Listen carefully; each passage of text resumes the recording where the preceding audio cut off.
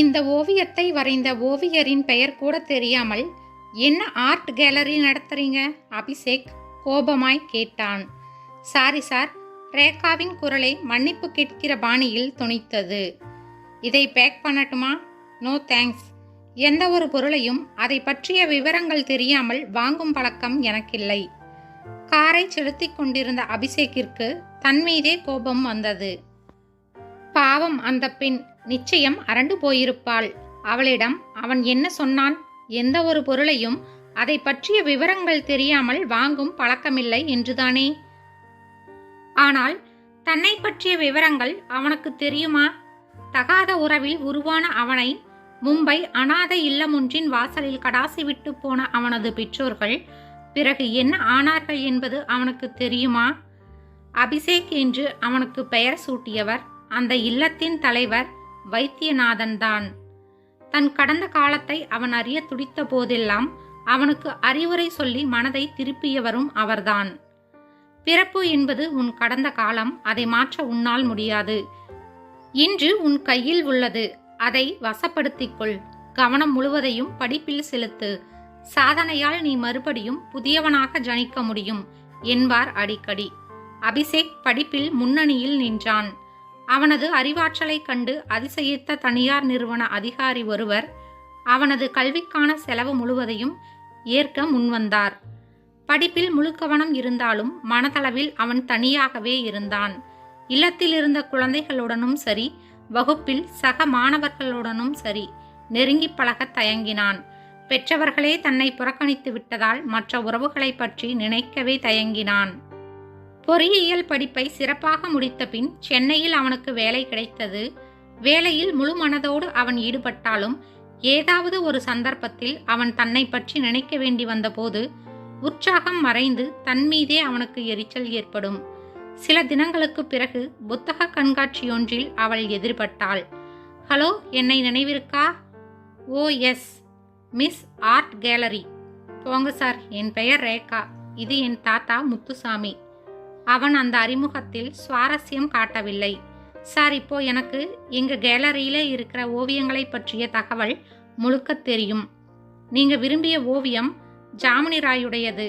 விலாசம் கொடுங்க, விவரங்களுடன் அந்த ஓவியத்தை வீட்டுக்கு அனுப்பி வைக்கிறேன். அவசியமில்லை. அவன் அங்கிருந்து தன்னை பிடுங்கிக் கொள்ள விரும்புகிற மாதிரி வெளியேறினான். ரேகாவின் முகம் வாடியது. அதன்பின் ரேகா அவனை எங்காவது பார்த்தாலும் கூட பேசாமல் நழுவி விடுவாள். திடீரென்று அவன் பேச ஆரம்பிப்பதும் அதே வேகத்தில் அவன் மௌனமாகி போவதும் அவளுக்கு புரியாத விஷயமாக இருந்தது. பிரபல நட்சத்திர ஓட்டலில் நடந்த அந்த ஓவிய கண்காட்சியில் ரேகா அவனை பார்த்த போதும் அப்படித்தான். ஏதோ குறிப்பு எடுக்கிற மாதிரி தெரியுது. என்னை பார்த்ததும் கண்டுக்காம போறீங்க, அவனை தான் ஆரம்பித்தான். முதலில் குட்டிய வழியே இன்னும் போகவில்லை. அதுதான் எல்லா ஓவியங்களை பற்றியும் முழுக்க தெரிந்து கொள்வதுன்னு முடிவு பண்ணிட்டேன். அது சரி, உங்க ஆர்ட் கேலரிக்கு 2 முறை வந்தேன். நீங்கள் லீவில் இருக்கிறதாக சொன்னாங்க. அப்பாவுக்கு நெஞ்சுவலி வந்து மருத்துவமனையிலே சேர்க்க வேண்டி வந்தது.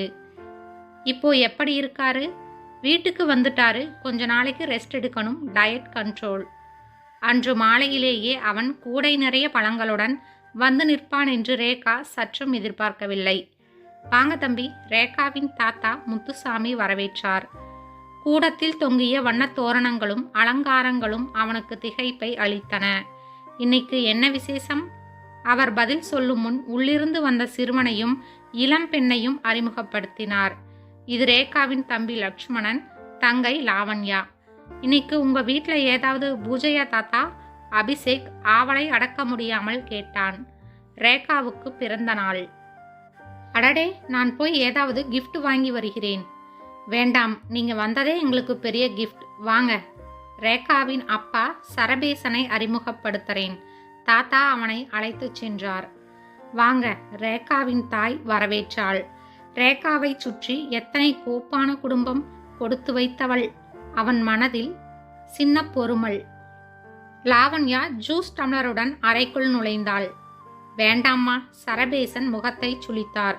ப்ளீஸ் குடிச்சிடுங்க அப்பா, ரேகா அக்கா குபிப்பாங்க. ரேகாவின் பெயரை கேட்டதும் சரபேசன் மறுக்காமல் சொன்னபடி செய்தார். அடுத்த 10 நிமிடங்களில் அவனுக்கு ரேகாவுக்கு அந்த வீட்டில் அளிக்கப்பட்ட மரியாதை கலந்த பாசமும் பரிவும் புரிந்தது. அவளை சுற்றி எத்தனை அழகான அன்பு வட்டம்! தாத்தா, பெற்றோர்கள், தம்பி, தங்கை. அவர்கள் எதிரில் தான் மட்டும் தனியனாக, யாருமில்லாத அகதியாக நிற்கிறோமோ? வாங்க சார். ரேகா சாதாரண காட்டன் புடவையில் அப்போதுதான் பூத்த மலரை போல் அழகாக இருந்தாள். பிறந்த நாள் வாழ்த்துக்கள். தேங்க்ஸ். அதை விடுங்க. நான் என்ன சின்ன குழந்தையா பிறந்த நாள் கொண்டாட? இவங்க எல்லாம் சொன்னால் கேட்காமல் அமர்க்களப்படுத்திக்கிட்டு இருக்காங்க. சரபேசன் உள்பட அத்தனை பேரும் அவனிடம் அன்போடு பேசினார்கள், கலகலப்பாக பழகினார்கள். அவன் பயந்ததைப் போல் அந்தரங்கத்தை உரசுகிற மாதிரி எந்த கேள்வியையும் கேட்கவில்லை. இருந்தாலும் அவனுக்குள் ஒரு தவிப்பு. தனக்கு மட்டும் உறவு என்று அறிமுகப்படுத்திக் கொள்ள யாருமே இல்லையே. அவனுடைய ஆர்வங்கள், சந்தோஷங்கள், சோகங்கள் எல்லாவற்றையும் பகிர்ந்து கொள்ள யார் இருக்கிறார்கள்? நினைத்து பார்க்கையில் அவன் மனதில் வெறுமை படர்ந்தது. வழக்கம் போல் மௌனமானான். அவன் விடைபெற்ற பிறகும் ரேகா நெடுநேரம் அவனை பற்றியே யோசித்தாள். அவனுடைய பிரச்சனை தான் என்ன? இயல்பாகவே அவன் சிநேக பாவத்துடன் பழகுகிறவனாகத்தான் தெரிந்தான். ஆனால் திடீரென்று அவனிடம் ஏதோ ஒரு தயக்கம் வந்து விடுகிறது. ஒதுங்கி போக நினைக்கிறான். அது எதனால்? அவனை பற்றி தெரிந்து கொள்ள வேண்டும் என்கிற ஆர்வம் அவளுக்கு ஏற்பட்டது. அதை எப்படி செயல்படுத்துவது?